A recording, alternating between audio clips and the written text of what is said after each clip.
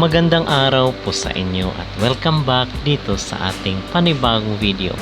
At usapang Miss Cosmo po tayo para sa videong ito at ating pag-uusapan mga kapolitika dahil merong mga latest development dito sa nasabing beauty contest at isa na nga dito itong pagkumpirma ni Italy Mura yung Miss Universe 2024 Panama na kung saan ay na-disqualified doon sa MU 2024 na ginanap sa bansang Mexico dahil nagkaroon sila ng komosyon ni Miss Dominican Republic.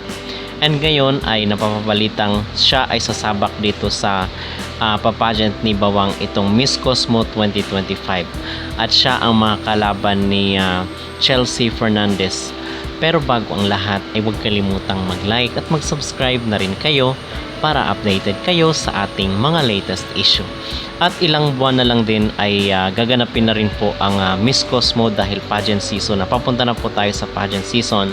So, usap-usapan itong pagsali ni Italy Mura dito sa Miss Cosmo 2025 at makakalaban siya ng ating candidate na si Chelsea Fernandez. So, yung aking mag-reaction or yung aking maging opinion dito mga kapolitika ay since tuloy na nga yung kanyang representation ng kailang bansa dito sa Miss Cosmo 2025, hindi naman maipagkakailan na talagang maganda rin itong pambato ng Panama. And in fact doon nga sa Miss Universe 2024 ay isa siya sa mga hot picks dahil sobrang ganda at napakalakas ng kanyang presensya.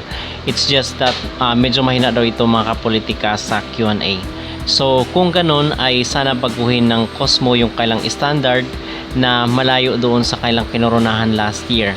So marami ang nagka-question dahil doon sa kontrobersiya na pagkapanalo ng Miss Indonesia dahil ang sabi ng mga netizen ay mas marami pa daw ang mas deserve na candidate doon sa Miss Cosmo 2024 kung ikukumpara dito kay Miss Indonesia, which is true enough, and we believe na and we hope na dapat ay baguhin ng Miss Cosmo yung kailang standard sa pagpili ng kanilang winner dahil hanggang ngayon nga ay inuulan pa rin ng batikos at mga negatibong reaksyon itong kanilang kinoronahan na sa tingin natin ay talagang maliwanag na narab doon si Atisa Manalo doon sa Vietnam sa Miss Cosmo 2024. Okay? At kung ating ihambing naman si Chelsea Fernandez dito kay Italy Mura ay masasabi naman natin na hindi rin magpapahuli sa ganda at napakagaling rin pagdating sa com skills ni Chelsea Fernandez. At sana mga kapolitika ay hindi sasayangin ng Miss Cosmo itong ating pambato dito sa kailang papageant para sa taong 2025.